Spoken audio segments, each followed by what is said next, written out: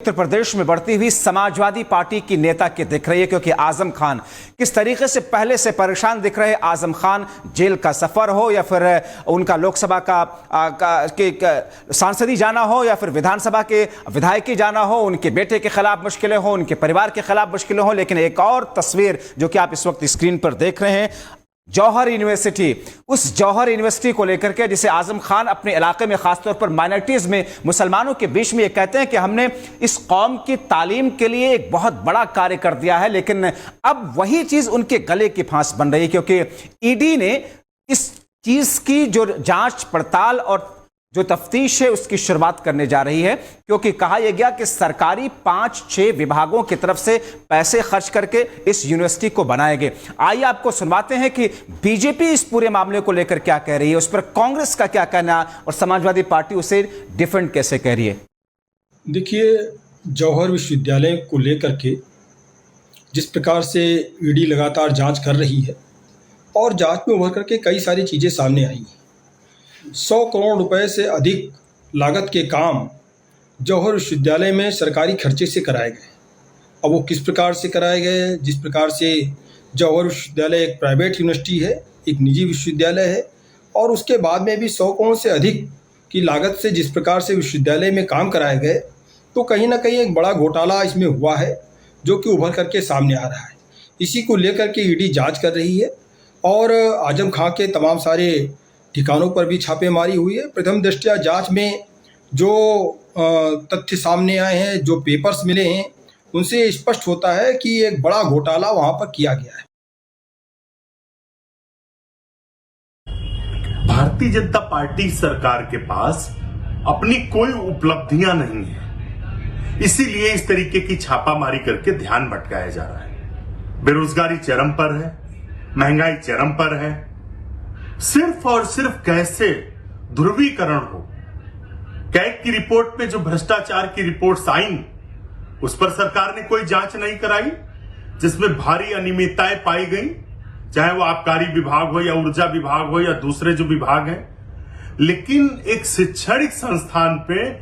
क्या हुआ है उसको लेकर जांच हो रही है। जांच हो, भ्रष्टाचार के खिलाफ कार्रवाई हो, लेकिन निष्पक्षता होनी चाहिए। सरकार का चरित्र विपक्षी दल के नेताओं के लिए अलग है, जैसे आजम खां की यूनिवर्सिटी के लिए हो रहा है, और दूसरे जो नेता जो उनकी पार्टी के हैं उनके लिए अलग है। वो कुछ भी करें उनको माफ है, और दूसरे लोगों पे जांच हो रही, तो ये जो पक्षपात है ये उचित नहीं है। जिस तरह से आजम खान साहब को परेशान किया जा रहा है, वो एक एजुकेशनलिस्ट हैं, शिक्षाविद हैं, उन्होंने शिक्षा के लिए काम किया और जिसकी उन्हें सज़ा दी जा रही है। भारतीय जनता पार्टी जो कि शिक्षा को आगे बढ़ाने में मुझे नहीं लगता कि यकीन रखती है। आजम खान साहब ने एक यूनिवर्सिटी खोली जिसमें गरीब बच्चों को कम पैसों में शिक्षा मिले, ये बात इस सरकार को नहीं पच रही है, इसलिए उनके ऊपर राजनीतिक द्वेष के तहत ये सब कार्रवाई की जा रही है। लगातार उनके ऊपर कार्रवाई की जा रही है। सवाल यह है कि क्या जौहर यूनिवर्सिटी हिंदुस्तान का हिस्सा नहीं था, या वो हिंदुस्तान में नहीं था या उत्तर प्रदेश में नहीं था, तो वहाँ पर डेवलपमेंट के काम क्यों नहीं हो सकते थे, सरकारी या गैर सरकारी। तो इस तरीके की चीज़ें बनाई जाती हैं, स्टेट प्रायोजित। इससे पहले भी जब उनके खिलाफ मुकदमा हुआ हेट स्पीच का, तो सीडीओ ने, जो वहाँ का इलेक्शन ऑफिसर था, उसने कहा कि डीएम ने मेरे ऊपर दबाव बनाकर ये मुकदमा कराया। तो समाजवादी पार्टी की तरफ से दी जाने वाली सफाई को आपने सुना, भारतीय जनता पार्टी की तरफ से किए जा रहे प्रहार को आपने सुना, और बीच का रास्ता देखते हुए कांग्रेस पार्टी इस वक्त देखिए। हमारे सहयोगी पुनीत हमारे साथ में इस वक्त जुड़े हुए हैं। पुनीत, ईडी को जिम्मेदारी दी गई थी, लेकिन अब जांच पड़ताल सौंप दी गई है। इनकम टैक्स विभाग ने पहले भी छापेमारी की कार्रवाई की और बहुत सारी चीजें सामने आई कि सरकारी खजाने से 6 विभागों ने बड़े स्तर पर पैसा खर्च किया। कितनी मुश्किलें बढ़ रही हैं आजम खान की? देखिए जब्बार, जिस तरीके से 13 सितंबर को जौहर यूनिवर्सिटी से जुड़े मामले में इनकम टैक्स ने आजम खान और उनके करीबियों के यहाँ छापेमारी करी थी और अब मामला ईडी के हैंडओवर हो रहा है, तो सीधे तौर पर आजम खान की जो मुश्किलें हैं वो काफी बढ़ने वाली हैं, क्योंकि लगभग 106 करोड़ रुपए का आरोप लगा है कि उन्होंने 6 सरकारी विभागों से ये फंड लेकर के अपने पद का दुरुपयोग करते हुए जौहर यूनिवर्सिटी के मद में ट्रांसफर कराया है, जिसमें CNDS से सबसे ज्यादा पैसा लिया गया है, लगभग 35 करोड़ के ऊपर ये पैसा है। इसके अलावा जल विभाग और इसके अलावा PWD से ये पैसा लिया गया और इसके अलावा तमाम अन्य विभाग है। एक पावरफुल पद पे थे आजम खान जब अखिलेश यादव की सरकार थी और जौहर यूनिवर्सिटी उनका सपना था, लेकिन 13 सितंबर को इनकम टैक्स ने जब छापेमारी करी है तो आजम खान और उनके करीबियों के हाथ जो दस्तावेज हाथ लगे हैं, वो दस्तावेज ये कहते हैं कि आजम खान ने अपने पद का दुरुपयोग करते हुए 106 करोड़ रुपए सरकारी विभागों से लिए हैं और ऐसा कोई प्रावधान नहीं है कि सरकारी पैसा प्राइवेट यूनिवर्सिटी। मेरा दो सवाल है जी कि क्या सरकारी विभाग से पैसे जो खर्च हुए उस पर ही सिर्फ जांच पड़ताल होगी या इस पूरे मामले में कुछ और बिंदुओं को लेकर के जांच पड़ताल की जाएगी? और अगर ऐसा होता है तो फिर समाजवादी पार्टी के उस वक्त के कुछ दूसरे लोगों पर भी इस जांच की आंच तो पहुंचेगी?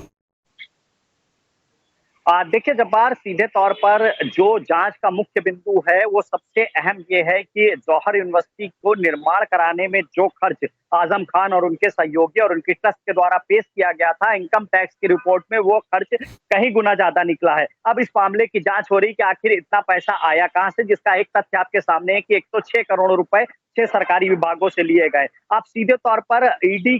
के हाथ उनकी गर्दन तक भी पहुंचेंगे जो आजम खान की बैकिंग में थे और जौहर यूनिवर्सिटी में जिस तरीके से अपने पद पर रहते हुए आजम खान ने पद का दुरुपयोग करते हुए सरकारी विभाग से फंड ट्रांसफर कराया है। अब ऐसे में आजम खान और जौहर ट्रस्ट से जो अन्य लोग जुड़े हुए हैं उनकी मुश्किलें बढ़ेंगी और जिस तरीके से आपने कहा कि समाजवादी पार्टी के और नेता भी इसकी जद में आ सकते हैं, तो जाहिर तौर पे जो आजम खान से जुड़ा होगा और जो जौहर ट्रस्ट से जुड़ा होगा ईडी के हाथ उसकी गर्दन तक जरूर पहुंचेंगे जी। और इसीलिए पुनीत, क्योंकि उस वक्त आजम खान के पास जो मंत्रालय था और अपने रसूख से उन्होंने दूसरे विभागों से जो पैसे खर्च कराए, तो जाहिर तौर पर उन विभागों में बैठे हुए सेक्रेटरी से लेकर के जो जिम्मेदार हैं, डायरेक्टर से लेकर के या दूसरे लोग, अब वो भी तो फंसेंगे ही इसमें। सीधे तौर पर जिन विभागों ने ये फंड रिलीज किया था, फंड रिलीज करने का एक प्रावधान होता है और प्रावधान ये कहता है कि सरकारी पैसा किसी प्राइवेट यूनिवर्सिटी की मद में नहीं दिया जा सकता है। लेकिन अपने पद पर रहते हुए आजम खान ने जरूर कुछ ना कुछ कागज ऐसे तैयार किए होंगे कि ये पैसा ट्रांसफर हुआ, क्योंकि पैसा सरकारी विभाग से ट्रांसफर हुआ है। अब अगर उन अधिकारियों में कोई आजम खान का करीबी निकलता है और सीधे तौर पर उसके इस पूरे प्रकरण में उसकी कोई भूमिका नजर आती है, तो जाहिर तौर पर ईडी उससे भी पूछताछ करेगी। लेकिन ये तय है कि 2024 के लोकसभा चुनाव से पहले आजम खान की मुश्किलें बढ़ने वाली हैं। अभी 13 सितंबर को जौहर यूनिवर्सिटी से जुड़े हुए उनके आजम खान, उनके रिश्तेदार और उनके जो करीबी थे, ट्रस्ट के जो मेंबर थे, उनके बड़ी छापेमारी इनकम टैक्स ने करी थी और अब ईडी की एंट्री हुई है। तो ईडी की एंट्री आजम खान के लिए एक बड़ा सरदर्द है जो लोकसभा चुनाव में ना तो उनको चैन से चुनाव लड़ने देगा और ना ही चैन से बैठने देगा। जी बहुत शुक्रिया पुनीत इन तमाम जानकारी के लिए। तो हमारे सहयोगी पुनीत जैसा कि बता रहे थे कि आजम खान की न सिर्फ मुश्किलें ज्यादा बढ़ने वाली हैं, बल्कि ईडी से लेकर के इनकम टैक्स और दूसरे विभाग जो कि इस पूरे मामले पर जिनकी निगाहें हैं, वो जब इस पूरे मामले को लेकर के छानबीन करेंगे, जांच पड़ताल को आगे बढ़ाएंगे, तो फिर आजम खान के साथ साथ में समाजवादी पार्टी की उस वक्त के दूसरे कद्दावर नेता या फिर उस वक्त मंत्रालय में बैठे हुए लोग या उन लोगों ने जिन लोगों ने फंड को रिलीज किया, जाहिर तौर पर इसकी जो आंच है वो उन तक पहुंचेगी।